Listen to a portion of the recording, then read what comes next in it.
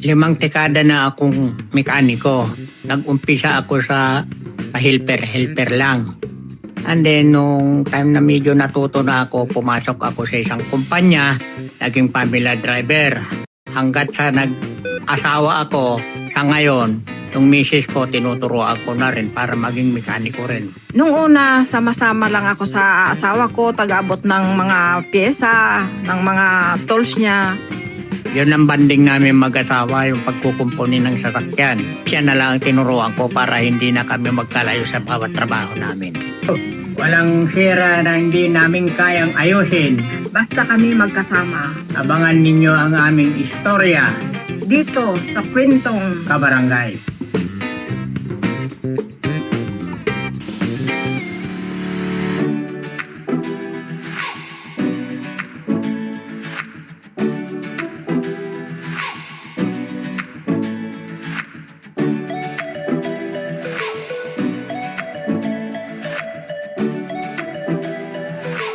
Diba?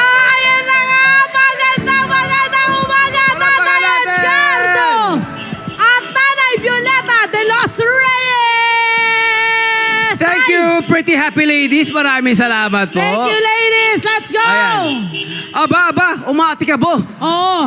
Active na active si Tatay. Ayan. Active na active. Palapakan naman natin. Ito, equally gwapo at magaganda katulad ng ating mga panahon ngayon. Ano? True. Si Daddy Edgardo at Mami Violeta, magandang umaga po. Magandang umaga, Nay!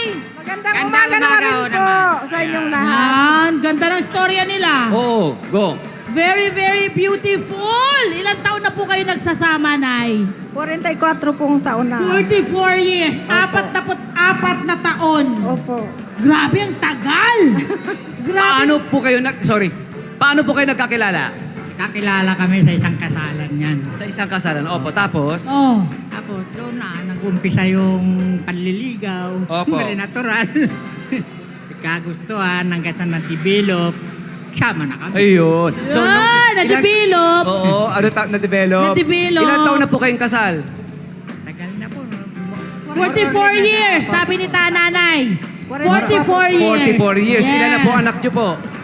Dalawan lang po. Dalawa, lahat mga professional na, ano po? Ah. Ayun. Okay. So, ano po ba ang kwento na ninyong dalawa na may kaugnayan dito sa ating sasakyan?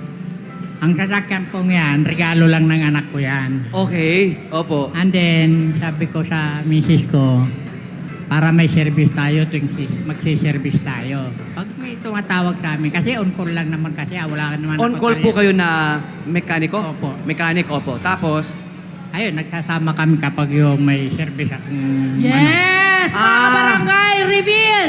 Silang dalawa ay mga mekaniko. Pero ang nauna naging mekaniko, si Tatay. Opo. Edgardo. Oo. Tapos, sumunod ng maging mekanika, Si si Nanay. Mami Violeta. Ah. Paano po nangyari ito? Mami, maraming pwedeng pagkaabalahan pag may mekaniko ang inyong pinagkadalubhasaan. Yeah.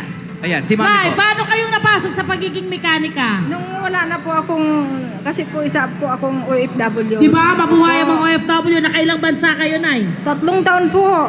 Ay, 3 Bansa, anong mga po. bansa po yan? Saudi po ng 1987. And then, And sumunod po, 1995 po sa Hong Kong po. and then, Sa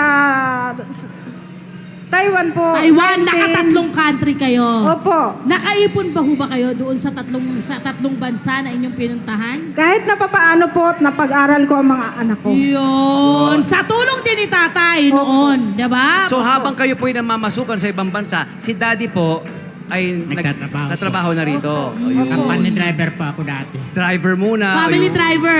Company Yun. driver. Company driver. Company. Oh, so steady rin ang sweldo. So talagang nasa sasakyan kayo. Opo. Yun ang forte nyo. Opo. Ayun. And then, nag-decide kayo, nung umuwi na po kayo, ayaw nyo nang mag-abroad.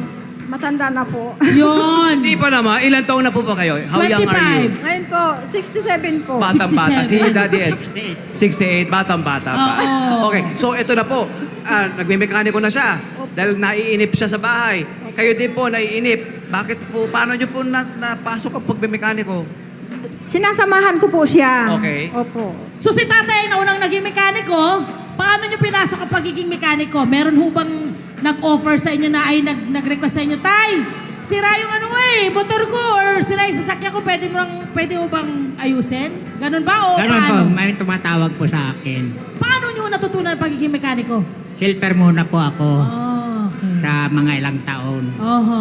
And then, nung medyo na pag-isip-isip ko, Oho. mahirap po yung hanggang lang ang nalalaman. Kaya pinag-aralan ko mabuti yung mekaniko. Yes. Hanggang Opo. sa ngayon. Yun. Paano naman ho kayo naging mekanika? Sumasama-sama kayo. Paano kayo nagka-interest? Opo, siya po ang kung ano ang gusto niya, kailangan niya. Ako po ang nagbibigay sa kanya lahat na imbis tatayo siya. Ako na po ang umaabot ng mga kailangan Mga niya. kailangan, mga tools, mga Wala. gamit po. So, alam na alam mo yung mga tools. Opo, alam Wait na alam lang. ko po. Wait lang, hindi ako naniniwala, Nay. Hindi ako naniniwala. Dito tayo, doon ka. Ayan, may test. Okay, sige, may test tayo. Anong tawag sa mga tool na ito? Umpisahan natin dito. Ano po ito? Panghigpit po ito. Paghigpit. Opo. May tawag ba dyan? Ito. Ito po, gis po ito, gis. Oh, tama, may sukat pa, may cheese. May Alam- number May po cutter. kasi. May number Cutter po po. kasi. Oh. Ang dami mo nyo pala. So ito, inaral mo ito lahat. Opo, lahat po yan kasi may mga number po yan. At alam mo kung anong gamit ng mga yan. Ang maganda riyan, syempre, ayan, basic lang yan. Basic Opo. lang yan. Ah, Sabi wala, ko, walang wala yan. Kasi ito ang alam niya rin Yung talaga. makina. Di ba? Kahit ano riyan, alam niya. Wow. Okay, ano pong mga klaseng repair ang ginagawa niyo po bilang mag-asawa, bilang mekaniko at mekanika? Ako po, tune up, general tune up, General tune-up, Oh. opo. general overhauling, Overhauling. overhaul carburetor, Aba, usay. engine overhaul, Opo. Naaral ng lahat. gulong. Si nanay, ano kung naman halimbawa, yung sa kung inyo? halimbawa, I'm sure nagdodoble ang komisyon. Kayo po nasa ibang sasakyan. Kayo to nagsosolo rin po. Hindi po. Lagi sila magkasama. Magkatuwang. Aba, pwede Katuwang. yun. Opo. Oo. Katuwang ko lang. Paano ang hatian ng trabaho? Yun. Pag yung nag-ano po siya, halimbawa, binuksan niya na yan sa ilalim. Opo. Ako po ang tagatanggal ng mga tornilyo. Tagahugay. Opo. Ang Yung medyo magagaan. Magagaan po. Sa inyo napunta. Ano Opo. po? Doon, pagtatanggal ng tornilyo. Marunong ko Opo. kayo magpalit ng gulo. Paano po? Opo. Ba? kahit ano.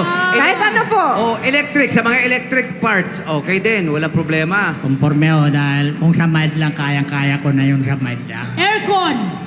Ay, hindi ako na linya po Ibang linya yun. Iba Oo. naman. Kayo po ba, mami, yung tipong nasa ilalim din, kaya sa ilalim at nagkukumpuni sa ilalim? Opo. Opo, ano yun? Umiilalim. May ilalim po ako. Bilang hindi ko alam yon. Sa Ano yung ilalim. kinukumpuni sa ilalim? Katulad po yung maghihigpit o magtatanggal ng tornilyo doon sa ilalim Ah, para matanggal malaman. itong kailangan. Opo. So pag nasiraan sila, alam niya kung Alam paano na gagawin. alam. Opo. May pangyayari po bang gano'n? Halimbawa, yung sasakyan nyo, nasiraan kayo, tapos kayo din ang nag-ayos? O kami rin po. Aba, okay. Hindi na kami tumatawag ng Tama, mekanik. ang laking tipid, ano po? Ayos ayos Eh, mga anak po, marunong din po Hindi. kumpuni. Nasa inyong dalawa. Yung lalaki ko sana, kung hindi na wala, yun Opo, sanang opo. kapatid. Kasi ang kanilang panganay ay namatay. yung mauna. Pero meron dalawa. May dalawa silang ngayong mga professional at may mga pamilya na itaguyod nila. Correct. Eto na ang tanong ko po sa inyo. Nakatulong po ba yung pagiging mekaniko po ninyo at lagi niyong magkasama para lalo pa mapagtibay yung inyong pagsasama? Nakatulong po ba siya? O may mga moment po ba na may mga pagtatalo kayo, ganyan? Mayroon sa akin ng kung ako ang tatanungin, Opo. mayroon sa pagtatalo. Siyempre, pero hindi mawawala, no? hindi po nawawala sa magkasawa yan. pero nakatulong ba para lalo mapagtibay? O siyempre po. Paano niyo po nasabi? Kasi kung hindi mo, kung wala kang pag-aaway o wala man lang silo, ibig sabihin walang pagmamal bawat isa sa inyo. Yeah, nagmamalasakit kasi. Nay, kayo Nay, paano napagtibay na pagiging mekaniko ninyo? Pareho niyo pagiging mekaniko ang inyong pagsasama. Ganon din po. Na, Ano po? Nagtutulungan. Mm. Kung ano man ang pagkakamali o alam mo, nagkakaroon ng hindi magandang ano, maya-maya lang po yan, wala na. Kung baga sa trabaho, mayroong bigayan, Opo. give or take. Correct. Sa tunay na buhay, sa pag-asawa, may Opo. give or take din. Yes. Eh, paano po ang mga pagpapagawa? Araw-araw po ba may nagpapagawa? Hindi naman ho, pero Tay. hindi naman ho, kaya lang mayroon din yung tumatawag sa akin. Pag once na tinawagan ako, Punta kayong dalawa. pinupunta namin. Or dinadala sa bahay nyo, pwede naman Oo, din. mayroon din po ganun. Pwede, Kasi pwede. hindi na ako pwede mag-service ng medyo lalakarin. Malayo, Hindi ko na opo. kaya. Opo. Nay, magkano ang pagpapagawa? Depende ba sa mga ipapagawa? Magkano po ang pinakamababang pagpapagawa po sa inyo, Nay? Depende po kung ano yung papagawa. Oo. Anong Opo. pinakamurang pwedeng kailangan ipagawa? Anong klaseng i-repair? Kapag- Gulong na flat. Or na, Halimbawa po yung gulong. Kung Oo, magkano po yun? Isang gulong, kung tanggal Gulong. kabit yan, Oo. 350 po. Yan ang minimum po yan. Isang gulong. Ayan na. Yun. Okay, paano po itong ating hatian? Dahil partners kayo sa negosyo, paano pong hatian? Kung sa akin matatanong yung boss Natatawa ako, kayo. nandito sa misis ko yan. Kaya sekretarya ko eh. natatawa. Kaya wala nang lalabas na ano. Imbis na kukuha ako ng helper ko, sa kanya ko Tama. talaga ibibigay. Galing. Tapos diretso ang bayad kay mami. Opo. Ayun, syempre. Siya magbabudget di ba, sa bahay. Tama. Okay. Siya ito po. nagbabudget Tama. Bakit po hanggang ngayon daw ay nagtatrabaho pa kayo? Ayaw nyo raw mag-retire? Pinapagpahinga na kayo ng mga Kasi anak ko, nyo? Kung tutusin mo, pag namahinga yung isang tao, lalong manghihina. May ganun o nga. Unang-una, May ganun Totoo sanay po naman. ako sa mabigat na trabaho. Opo.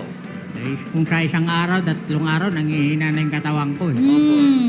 Kaya kahit na paano, hanggat kumakamot pa yung 10 daliri ko, ikakamot ko yan para Mabuhay! Kayo din po ba, mami, ganun din? Ganon din po. Nakikita niyo ba ito, mami, na kung halimbawa, tuloy-tuloy si daddy, hindi ka rin titigil? Opo, ganon din po. Tuloy-tuloy din. Opo. Ayun, no? At may lakas ng katawan, boy. Opo. Okay, eto na nga, bilang kayo po ay mag-asawa, kung magbibigay ho kayo ng payo sa mga mag-asawa, hindi ba mga mekaniko, ano yung isang bagay na dapat meron ang mag-asawa para tumagal ang 44 years? Magtulungan po sila. Aha. Magbigayan po sila. Ganon po yun. Magtulungan po. Yun, napakasimple yan. Napakasimple. Hi! Sa mga naman sa Love mga Kanet 25. This is Love and New Verbo. For more love, Tunipet, and Arafang updates, just click the subscribe button and follow us on our Net25 social media pages at Net25 TV and Net25 Entertainment Facebook. See ya. I love ya.